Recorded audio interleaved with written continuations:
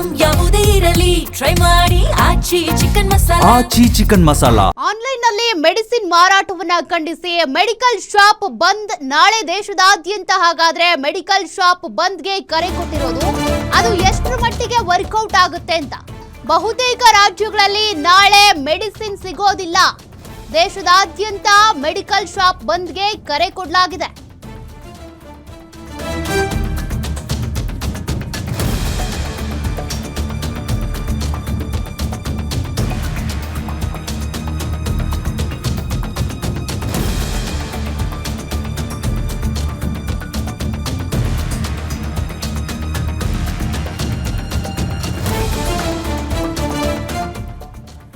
ನಾಳೆ ಕರ್ನಾಟಕದಲ್ಲೂ ಕೂಡ ಬಂದ್ಗೆ ನೈತಿಕ ಬೆಂಬಲ ಕೊಡೋದಕ್ಕೆ ನಿರ್ಧಾರ ತೆಗೆದುಕೊಂಡಿದ್ದಾರೆ. ರಾಜಧಾನಿ ಬೆಂಗಳೂರಿನಲ್ಲಿ ಕಪ್ಪು ಪಟ್ಟಿ ಧರಿಸಿ ನೈತಿಕ ಬೆಂಬಲ ವ್ಯಕ್ತವಾಗುತ್ತೆ.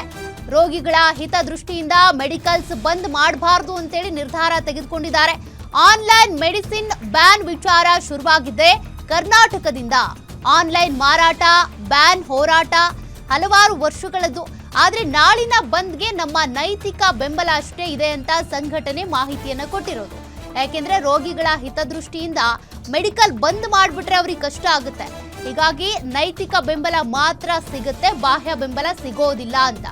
ಹಾಗಾಗಿ ನಾಳೆ ಕರ್ನಾಟಕದಲ್ಲಿ, ಅದರಲ್ಲೂ ರಾಜಧಾನಿ ಬೆಂಗಳೂರಿನಲ್ಲಿ ಮೆಡಿಕಲ್ಸ್ ಬಂದ್ ಇರೋದಿಲ್ಲ. ಬದಲಿಗೆ ಅವರಿಗೆ ಬೇಕಾಗುವಂತ ಅತ್ಯಗತ್ಯ ಅಂತ ಅಂದ್ರೆ ಮೆಡಿಸಿನ್ಸೇ. ಭಾರತ್ ಬಂದ್ ಆದ್ರೂ ಕೂಡ ಈ ಒಂದು ಮೆಡಿಕಲ್ ಸೇವೆಗಳು ಹಿಂದೆ ಕೂಡ ಇದ್ದಿದ್ದು ನೀವು ಗಮನಿಸಿದ್ರೆ. ಹಾಗಾಗಿ ನೈತಿಕ ಬೆಂಬಲ ಇರುತ್ತೆ ಅಂತ ಮತ್ತಷ್ಟು ಡೀಟೇಲ್ಸ್ ಕೊಡ್ತಾರೆ ಮೆಟ್ರೋ ಬ್ಯೂರೋ ಹೆಡ್ ಉಲ್ಲಾಸ್. ನಾಳೆ ಬಹುತೇಕ ಅಂದ್ರೆ ದೇಶದಾದ್ಯಂತ ಮೆಡಿಕಲ್ಸ್ ಬಂದ್ ಎನ್ನಲಾಗ್ತಾ ಇದೆ. ಎಲ್ಲೆಲ್ಲಿ ಬಂದಿರುತ್ತೆ, ಎಲ್ಲೆಲ್ಲಿ ನೈತಿಕ ಬೆಂಬಲ ಸಿಗುತ್ತೆ, ಏನ್ ಡೀಟೇಲ್ಸ್ ಇದೆ? ಆನ್ಲೈನ್ ನಲ್ಲಿ ಮೆಡಿಸಿನ್ ಗಳನ್ನ ಮಾರಾಟ ಮಾಡುವಂತ ವಿಚಾರಕ್ಕೆ ಸಂಬಂಧಪಟ್ಟಂತೆ ಈಗ ಮೆಡಿಕಲ್ ಶಾಪ್ ಅಸೋಸಿಯೇಷನ್ ತೀವ್ರ ಅಸಮಾಧಾನವನ್ನ ವ್ಯಕ್ತಪಡಿಸಿದೆ. ಕಾರಣ ಏನು ಅಂತಂದ್ರೆ, ಆನ್ಲೈನ್ ನಲ್ಲಿ ನಾವು ಯಾವುದೇ ರೀತಿಯಾದಂತಹ ಮೆಡಿಸಿನ್ಸ್ ಗಳನ್ನ ತರಿಸ್ಕೋಬಹುದು. ಅದೇ ಆರೋಗ್ಯಕ್ಕೆ ಹಾನಿಕಾರಕವಾದಂತಹ ಮೆಡಿಸಿನ್ಸ್ ಗಳನ್ನು ಕೂಡ ಆರ್ಡರ್ ಮಾಡ್ಲಿಕ್ಕೆ ಅವಕಾಶ ಇದೆ.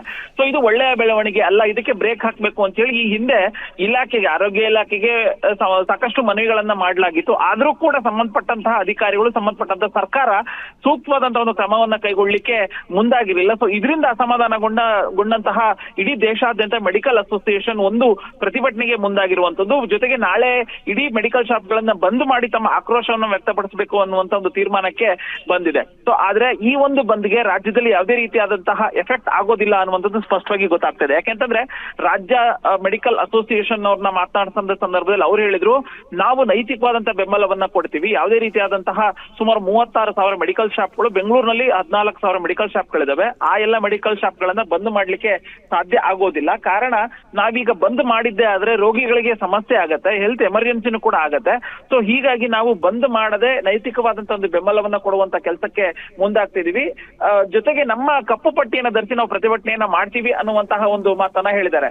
ಜೊತೆಗೆ ಆರೋಗ್ಯ ಇಲಾಖೆನೂ ಕೂಡ ಖಾಸಗಿ ಆಸ್ಪತ್ರೆಗಳಲ್ಲಿ ಅಥವಾ ಖಾಸಗಿ ಆಸ್ಪತ್ರೆಗಳು ಒಂದ್ ವೇಳೆ ಪ್ರತಿಭಟನೆಗೆ ಮುಂದಾದ್ರೆ ನಾವೇನು ಮಾಡ್ಲಿಕ್ಕೆ ಆಗೋದಿಲ್ಲ. ಆದ್ರೆ ಸರ್ಕಾರಿ ಆಸ್ಪತ್ರೆಗಳಲ್ಲಿ ಈಗಾಗಲೇ ಯಾವುದೇ ರೀತಿಯಾದಂತಹ ಸಮಸ್ಯೆ ಆಗ್ಬಾರ್ದು ಅನ್ನುವಂತ ನಿಟ್ಟಿನಲ್ಲಿ ಹೆಚ್ಚಿನ ಸಿಬ್ಬಂದಿನ ನಿಯೋಜನೆ ಮಾಡುವಂತ ಕೆಲಸಕ್ಕೂ ನಾವು ಮುಂದಾಗಿದ್ದೀವಿ.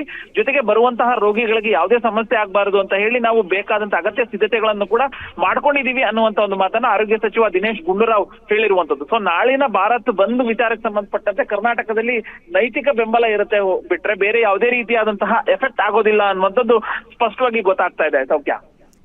Thank you Ullas ಡೀಟೇಲ್ಸ್ಗೆ.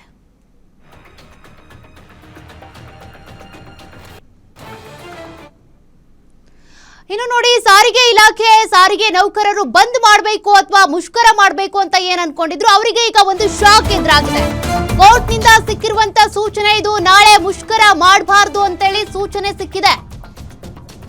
ಸಾರಿಗೆ ಸಂಘಟನೆಗಳೊಂದಿಗೆ ಸರ್ಕಾರ ಚರ್ಚೆ ಮಾಡ್ಲಿ, ಸ್ವಲ್ಪ ಸಮಯ ಕೊಡ್ಲಿ ಅಂತ. ಮುಷ್ಕರವನ್ನ ಯಾವುದೇ ಕಾರಣಕ್ಕೂ ಮುಂದುವರಿಸಬೇಡಿ ಅಂತ ಹೈಕೋರ್ಟ್ ಆದೇಶ ಹೊರಡಿಸಿದೆ. ನಾಳಿನ ಮುಷ್ಕರಕ್ಕೆ ಬ್ರೇಕ್ ಹಾಕಿದಂತ ಹೈಕೋರ್ಟ್ ನಾಳೆ ಮುಷ್ಕರ ಮಾಡಬೇಡಿ ಅಂತ ಹೈಕೋರ್ಟ್ ಕೊಟ್ಟಿರುವಂತ ಸೂಚನೆ. ಈಗಾಗಲೇ ಕೆಎಸ್ಆರ್ಟಿಸಿ ತನ್ನ ಬೆಂಬಲ ಹಿಂಪಡೆದಿತ್ತು. ಉಳಿದಂತೆ 3 ನಿಗಮಗಳು ಏನ್ ಮಾಡ್ತಾವೆ ಅನ್ನುವಂತ ಪ್ರಶ್ನೆ ಇತ್ತು. ಬಟ್ ಈಗ ನಾಳೆ ಮುಷ್ಕರ ಮಾಡಬೇಡಿ, ಮುಷ್ಕರಕ್ಕೆ ಕರೆ ಏನ್ ಕೊಟ್ಟಿದ್ರಿ ಅದನ್ನ ವಾಪಸ್ ತೆಗೆದುಕೊಳ್ಳಿ ಅಂತೇಳಿ ಈಗ ಹೈಕೋರ್ಟ್ ಇದಕ್ಕೆ ಬ್ರೇಕ್ ಹಾಕಿದೆ. ಹಾಗಾಗಿ ನಾಳೆ ಸಾರಿಗೆ ಮುಷ್ಕರ ಮಾಡುವಂತಿಲ್ಲ. ಸಾರಿಗೆ ನೌಕರರೆಲ್ಲರೂ ಕೂಡ ನಾಳೆ ಬಸ್ ಓಡಿಸಲೇಬೇಕು.